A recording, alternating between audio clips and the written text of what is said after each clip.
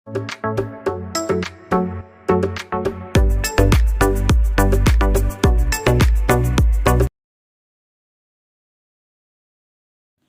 Morning, ഏവർക്കും study Nifty മലയാളത്തിന്റെ daily market ന്യൂസിലേക്ക് സ്വാഗതം. ഇന്ന് നമ്മൾ ഈ വീഡിയോ ആരംഭിക്കുന്നത് US വിപണിയുടെയും ഇന്ത്യൻ വിപണിയുടെയും ഒരു കമ്പാരിസണിൽ നിന്നാണ്.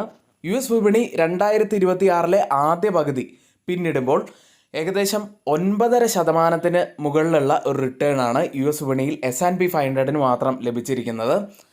ഇത് തന്നെ ഇന്ത്യൻ വിപണിയിലേക്ക് വന്നു കഴിഞ്ഞാൽ സെൻസെക്സ് ഏകദേശം 10% മുകളിൽ ഈ ഒരു കാലയളവിൽ ഇടിഞ്ഞതായിട്ടാണ് കാണാൻ കഴിയുന്നത്. ഏതായാലും ഇന്ത്യൻ വിപണിയുടെ ഈ ഒരു ഇടിവിനെ കുറിച്ച് നമുക്ക് വളരെ ഡീറ്റെയിൽ ആയി തന്നെ സംസാരിക്കാം. അതിനു മുന്നേ ആയി ഇന്നലത്തെ US വിപണിയിലേക്ക് വന്നാൽ, ഇന്നലെയും US വിപണികൾ മികച്ച നേട്ടത്തിൽ തന്നെയാണ് ക്ലോസ് ചെയ്യുന്നത്.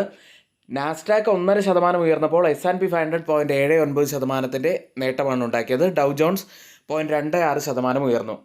ഇന്നലെയും മിനിഞ്ഞാന്നും അവിടെ IT സ്റ്റോക്കുകൾ തന്നെയാണ് നേട്ടമുണ്ടാക്കിയിരുന്നത്.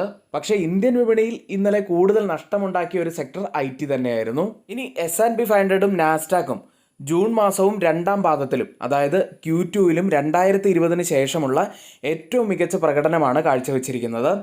ഡൗ ജോൺസ് 2022 ശേഷമുള്ള ഏറ്റവും വലിയ ത്രൈമാസ നേട്ടമാണ് രേഖപ്പെടുത്തിയിരിക്കുന്നത്. ഡൗ ജോൺസ് ഇന്നലെയും നേട്ടത്തിൽ ക്ലോസ് ചെയ്തതോടെ തുടർച്ചയായിട്ടുള്ള രണ്ടാമത്തെ ദിവസവും റെക്കോർഡ് ക്ലോസിംഗ് തന്നെയാണ് ഡൗ ജോൺസും രേഖപ്പെടുത്തിയത്. സാമ്പത്തിക വളർച്ചയും കമ്പനികളുടെ മികച്ച വരുമാനവും ഇപ്പോഴത്തെ ഈ ഒരു നേട്ടത്തിന് പിന്നിലുള്ള പ്രധാനപ്പെട്ട കാരണങ്ങളാണ്. കൂടാതെ ഇപ്പോഴത്തെ ഈ ഒരു പോസിറ്റീവ് വികാരം എന്ന് പറയുന്നത് ഇറാൻ അമേരിക്കൻ സംഘർഷം അവസാനിപ്പിക്കാനുള്ള ശ്രമങ്ങളിൽ ഒരു പുരോഗതി ഉണ്ട് എന്നുള്ള രീതിയിലുള്ള വാർത്തകൾ പുറത്തു വരുന്നു. പക്ഷേ ഇന്നലത്തെ കാര്യം എടുത്തു കഴിഞ്ഞാൽ ഖത്തറിലെ ദോഹയിൽ എത്തിയ അമേരിക്കൻ പ്രതിനിധികൾ ഇറാനുമായി ഉന്നതതല ചർച്ച നടത്തില്ലെന്ന് ഖത്തർ അധികൃതർ അറിയിക്കുകയുണ്ടായി. ഇനി US ലിസ്റ്റ് ചെയ്ത ഇന്ത്യൻ കമ്പനികളുടെ പ്രകടനം നോക്കാം. ഇൻഫോസിസ് 2% ഇടിവിലാണ് ഇന്നലെ ക്ലോസ് ചെയ്യുന്നത്. വിപ്രോ 3.92% ഉയർന്നു. ബാങ്കിങ് സൈഡിൽ HDFC ബാങ്ക് 0.31% ഇടിഞ്ഞപ്പോൾ ICICI ബാങ്ക് 1% ഇടിവും രേഖപ്പെടുത്തി. ഡോക്ടർ റെഡ്ഡി ലബോറട്ടറീസ് 2.5% ഇടിഞ്ഞു. ഇപ്പോൾ ഓപ്പൺ ചെയ്തിരിക്കുന്ന ഏഷ്യൻ മാർക്കറ്റുകളിൽ ജപ്പാൻ മാർക്കറ്റ് നിക്കി 2.5% മുകളിലുള്ള ഒരു നേട്ടത്തിൽ ട്രേഡ് ചെയ്യുമ്പോൾ കോസ്പി മാർക്കറ്റ് 0.5% ഇടിവിലാണുള്ളത്. ഗിഫ്റ്റ് നിഫ്റ്റി ഇപ്പോൾ ട്രേഡ് ചെയ്യുന്നത് 7 മണി കഴിഞ്ഞ് 12 മിനിറ്റാണ് ഇപ്പോൾ സമയം.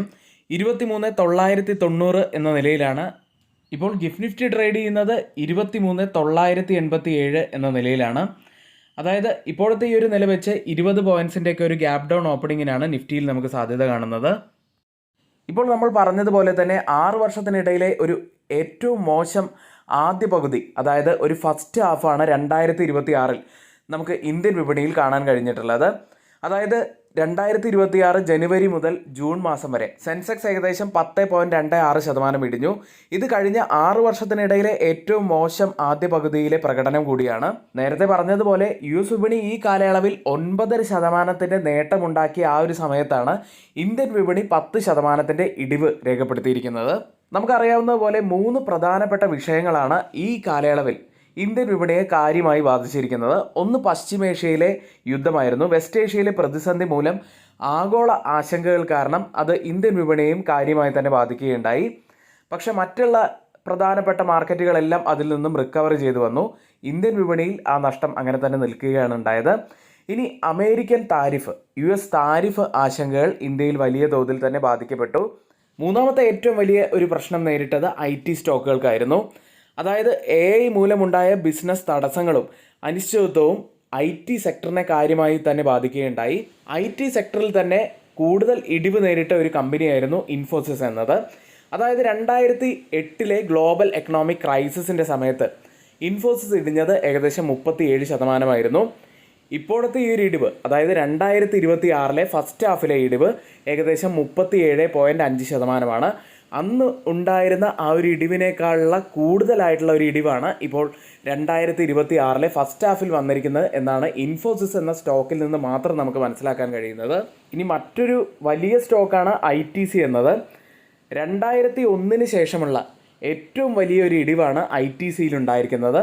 ഈ ഫസ്റ്റ് ഹാഫിൽ മാത്രം 28.5% ഇടിഞ്ഞു. HDFC ബാങ്കിൻ്റെ കാര്യവും വ്യത്യസ്തമല്ല. 19% ഈ ഫസ്റ്റ് ഹാഫിൽ ഇടിഞ്ഞത്. ഇതിൽ നിന്നൊക്കെ നമുക്ക് മനസ്സിലാക്കാൻ കഴിയുന്നത് 2026 ആദ്യ 6 മാസം ഇന്ത്യൻ വിപണിയിൽ വലിയ പരീക്ഷണ കാലഘട്ടം തന്നെയായിരുന്നു. ആഗോള സാമ്പത്തിക ഭൗമരാഷ്ട്രീയ അനിശ്ചിതത്വങ്ങളും വിദേശ നിക്ഷേപകരുടെ ഒരു സെൽ ഓഫുമൊക്കെ വലിയ രീതിയിൽ തന്നെ നമ്മൾ കണ്ട മാസങ്ങളാണ് കടന്നുപോയത്. ഏതായാലും വരുന്ന മാസങ്ങളിൽ നമുക്ക് പോസിറ്റീവ് റിട്ടേൺസ് ലഭിക്കും എന്ന് തന്നെ പ്രതീക്ഷിക്കാം. അടുത്തതായി ധനമന്ത്രാലയത്തിന്റെ ജൂൺ മാസത്തെ സാമ്പത്തിക അവലോകന റിപ്പോർട്ടിലേക്കാണ്. ഇന്ത്യൻ സമ്പദ് വ്യവസ്ഥ ശക്തമായി തന്നെ മുന്നേറുകയാണ്. എന്നാൽ ചില ഹൈ ഫ്രീക്വൻസി സാമ്പത്തിക സൂചനകൾ വളർച്ചയുടെ വേഗം നേരിയ തോതിൽ കുറച്ചതായി ധനമന്ത്രാലയം വ്യക്തമാക്കി. ഇപ്പോഴത്തെ ഒരു വെല്ലുവിളിയായിട്ട് പറയുന്നത് എൽനീനോ സാഹചര്യവും കൂടാതെ മൺസൂൺ മഴ കുറഞ്ഞതും ഒരു പ്രധാനപ്പെട്ട വെല്ലുവിളിയായിട്ട് മന്ത്രാലയം കാണുന്നുണ്ട്. കൂടാതെ ആഗോള ഭൗമരാഷ്ട്രീയ അനിശ്ചിതത്വങ്ങളും ഒരു പ്രധാനപ്പെട്ട വെല്ലുവിളിയായിട്ട് തന്നെ കാണുന്നു. പശ്ചിമേഷ്യയിലെ സംഘർഷം അവസാനിച്ചതോടെ സാമ്പത്തിക വളർച്ച, പണപ്പെരുപ്പം, കറണ്ട് അക്കൗണ്ട് കമ്മി എന്നിവയുടെ ആശങ്കകൾ കുറഞ്ഞു. ഹോർമുസ് കടലെടുക്ക് വഴിയുള്ള എണ്ണക്കപ്പൽ ഗതാഗതം തടസ്സപ്പെട്ടാൽ ഊർജ്ജ വിതരണവും എണ്ണവിലയ്ക്കും വീണ്ടും സമ്മർദ്ദമുണ്ടാകും എന്നുള്ള റിപ്പോർട്ട് തന്നെയാണ് മുന്നറിയിപ്പ് നൽകുന്നത്. ഏതായാലും ചില പ്രശ്നങ്ങൾ ചൂണ്ടിക്കാണിക്കുന്നുണ്ടെങ്കിലും ധനമന്ത്രാലയത്തിൻ്റെ ജൂൺ സാമ്പത്തിക അവലോകനം വലിയ പ്രശ്നങ്ങളില്ലാതെ തന്നെയാണ് കടന്നുപോയിട്ടുള്ളത്. അടുത്തത് RBIയുടെ ഫിനാൻഷ്യൽ സ്റ്റെബിലിറ്റി റിപ്പോർട്ട് ഇന്നലെ പുറത്തു വന്നിരുന്നു. ബാങ്കുകളുടെ GNPA ഇനി 1.9% വരെ മാത്രമായിരിക്കും. അതായത് അടുത്ത 3 വർഷത്തേക്ക് ബാങ്കുകളുടെ ഗ്രോസ് NPA 1.9% മാത്രമായിരിക്കുമെന്നാണ് RBI പ്രവചിക്കുന്നത്. ധാരാളം വെല്ലുവിളികൾ വരുമ്പോഴും സഞ്ജയ് മൽഹോത്ര RBI ഗവർണർ പറയുന്നത് ഇന്ത്യൻ സമ്പദ് വ്യവസ്ഥ ശക്തമായി വളരുകയും നിയന്ത്രിത പണപ്പെരുപ്പവും ആരോഗ്യകരമായ ബാങ്ക് കോർപ്പറേറ്റ് ബാലൻസ് ഷീറ്റും കാരണം ആഗോള ആഘാതങ്ങളെ അതിജീവിക്കുന്നതിന് കഴിയുന്നുണ്ട് എന്ന് തന്നെയാണ് RBI ഗവർണർ പറയുന്നത്. അടുത്തതായി ഇന്നത്തെ ടോപ്പ് ഇവൻറ്റ്സ് എന്തൊക്കെയാണെന്ന് നോക്കിക്കഴിഞ്ഞാൽ ജൂൺ മാസത്തെ ഓട്ടോ സെയിൽസ് ഡാറ്റ ഇന്ന് പുറത്തു വരുന്നുണ്ട്.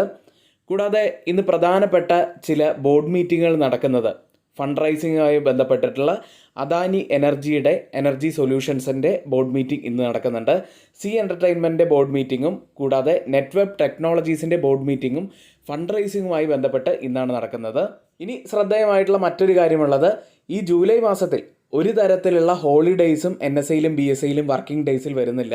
അടുത്തതായി ഗോൾഡ് പ്രൈസുകളിലേക്ക് വന്നാൽ 13 വർഷത്തിനിടയിലെ ഒരു ഏറ്റവും മോശം ക്വാർട്ടർ റിപ്പോർട്ട് ചെയ്തിരിക്കുകയാണ് ഗോൾഡ് പ്രൈസുകൾ. ഇന്നലെ ഗോൾഡ് പ്രൈസുകൾ ഏറ്റവും താഴ്ന്ന നിലയിൽ എത്തിയിരുന്നെങ്കിലും പിന്നീട് ഒരു റിക്കവറി നമുക്ക് കാണാൻ സാധിച്ചു. എന്നാലും ഇന്നും ഗോൾഡ് പ്രൈസുകൾ ഇടിവിൽ തന്നെ ആയിരിക്കും എന്നുള്ള സൂചനകൾ തന്നെയാണ് സ്പോട്ട് ഗോൾഡ് തരുന്നത്. 1% ഇടിവിലാണ് ഇന്ന് ട്രേഡ് ചെയ്യുന്നത്. ഇനി US പ്രസിഡന്റിൻ്റെ സമ്പത്തിൽ പ്രധാനപ്പെട്ട വലിയ ഒരു പങ്കും ക്രിപ്റ്റോയിലാണ് എന്നുള്ള രീതിയിലുള്ള വാർത്തകൾ പുറത്തു വരുമ്പോഴും ഇന്ന് ക്രിപ്റ്റോ കറൻസിയിലും വലിയ ഇടിവ് തന്നെയാണ്. ബിറ്റ്കോയിനിലും കൂടാതെ എത്തറും ഒക്കെ 3% ഇടിവ് നേരിട്ടാണ് ഇപ്പോൾ ട്രേഡ് ചെയ്യുന്നത്. ബിറ്റ്കോയിൻ $60,000 താഴെയായിട്ട് $58,000 ഇപ്പോൾ ട്രേഡ് ചെയ്യുന്നു. ഇന്നത്തെ ഏറ്റവും പ്രധാനപ്പെട്ട കുറച്ച് കാര്യങ്ങളാണ് നമ്മളിവിടെ പറഞ്ഞു പോയത്. നമ്മുടെ വീഡിയോയ്ക്ക് ആരെങ്കിലും ലൈക്ക് ചെയ്യാൻ മറന്നു പോയിട്ടുണ്ടെങ്കിൽ ദയവ് ചെയ്ത് ഈ വീഡിയോയ്ക്ക് ഒന്ന് ലൈക്ക് ചെയ്യുക. ഇന്നത്തെ പ്രധാനപ്പെട്ട ചില സ്റ്റോക്ക് ന്യൂസുകളിലേക്ക്. ആദ്യം ഹെക്സാഗൺ ന്യൂട്രീഷൻ എന്ന കമ്പനിയാണ്. Q4 ലാഭം 40.6% ഉയർന്ന് 10.9 കോടി രൂപയായി.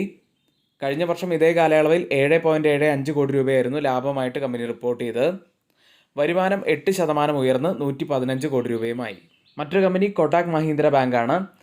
ഇന്ത്യയിലെ ഡെറ്റ്ഷെ ബാങ്കിൻ്റെ retail banking wealth management business ഏറ്റെടുക്കാൻ ഒരു കരാറിൽ കമ്പനി ഒപ്പുവെച്ചു. ഇതിൽ ഏകദേശം 29,000 കോടി രൂപ വായ്പ, 16,000 കോടി രൂപയുടെ നിക്ഷേപം, 10,500 കോടി രൂപയുടെ AUM എന്നിവ ഉൾപ്പെടുന്നു. ഏകദേശം 1.5 ലക്ഷം ഉപഭോക്താക്കളും 1000 ജീവനക്കാരും ഈ ബിസിനസ്സിൻ്റെ ഭാഗമാണ്. അടുത്തത് റെയിൽടെൽ കോർപ്പറേഷൻ ഓഫ് ഇന്ത്യ എന്ന കമ്പനിയാണ്. മഹാനദി കോൾഫീൽഡ്സിൽ നിന്ന് 107.6 കോടി രൂപയുടെ പുതിയ ഒരു വർക്ക് ഓർഡർ കമ്പനിക്ക് ലഭിച്ചിരിക്കുന്നു. മറ്റൊരു സ്റ്റോക്ക് ന്യൂസിലേക്ക് വരാം. അതിനു മുന്നേയായി ആർക്കെങ്കിലും നമ്മുടെ പെയ്ഡ് എഡ്യൂക്കേഷൻ ടെലഗ്രാം ഗ്രൂപ്പിൽ ജോയിൻ ചെയ്യണം താല്പര്യമുണ്ടെങ്കിൽ 1,299 രൂപയ്ക്ക് 3 മാസത്തേക്ക് നിങ്ങൾക്കിപ്പോൾ ജോയിൻ ചെയ്യാൻ കഴിയുന്ന നല്ലൊരു അവസരമുണ്ട്. ഈ സ്റ്റോക്കുകളുടെയൊക്കെ ഒരു പെർഫോമൻസ് നിങ്ങൾക്ക് അറിയണമെന്നുണ്ടെങ്കിൽ ഞങ്ങളുടെ വാട്സപ്പ് ടെലഗ്രാം ഗ്രൂപ്പുകളിൽ ജോയിൻ ചെയ്താൽ മതി. മറ്റൊരു കമ്പനി റാനെ മദ്രാസ് എന്ന കമ്പനിയാണ്. ഹിന്ദുസ്ഥാൻ കോമ്പോസിറ്റ്സിൻ്റെ ഫ്രിക്ഷൻ ബിസിനസ് 370 കോടി രൂപയ്ക്ക് ഏറ്റെടുക്കാൻ കമ്പനി കരാറിൽ ഒപ്പുവെച്ചു. അടുത്തത് ഹെക്സാവെയർ ടെക്നോളജീസ് എന്ന കമ്പനിയാണ്. AI അടിസ്ഥാനമാക്കിയുള്ള പുതിയ ടെൻസൈ ഫോർ റീസണിംഗ് OPS പ്ലാറ്റ്ഫോം കമ്പനി അവതരിപ്പിച്ചു. ഇന്നത്തെ ഏറ്റവും ഹൈലൈറ്റ് ആയിട്ടുള്ള കുറച്ച് വാർത്തകളാണ് നമ്മളിവിടെ ഷെയർ ചെയ്തു പോയത്. FIS ഇന്നലെയൊക്കെ വലിയ സെല്ലിങ്ങിലേക്കാണ് പോയത്. 2,557 കോടി രൂപയ്ക്ക് അവർ ക്യാഷ് മാർക്കറ്റിൽ സെൽ ചെയ്തു. DIs ആവട്ടെ 6,842 കോടി രൂപയ്ക്കാണ് ബൈ ചെയ്തത്. ഏതായാലും FISൻ്റെ സെല്ലിംഗ് ആശങ്കയായി തന്നെ തുടരുന്നു. ഇതൊക്കെയാണ് ഇന്നത്തെ ഏറ്റവും പ്രധാനപ്പെട്ട കുറച്ച് കാര്യങ്ങളായിട്ട് വരുന്നത്.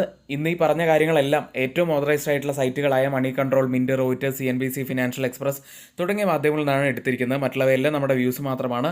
ഒരിക്കലും റെക്കമെൻഡേഷൻ അല്ല, നിങ്ങളുടെ എഡ്യൂക്കേഷണൽ പർപ്പസിന് വേണ്ടി മാത്രമാണ് ഷെയർ ചെയ്യുന്നത്. എങ്കിൽ ഇന്നത്തെ ഈ വീഡിയോ ഇവിടെ പൂർത്തിയാവുന്നു. ഏവർക്കും നന്ദി.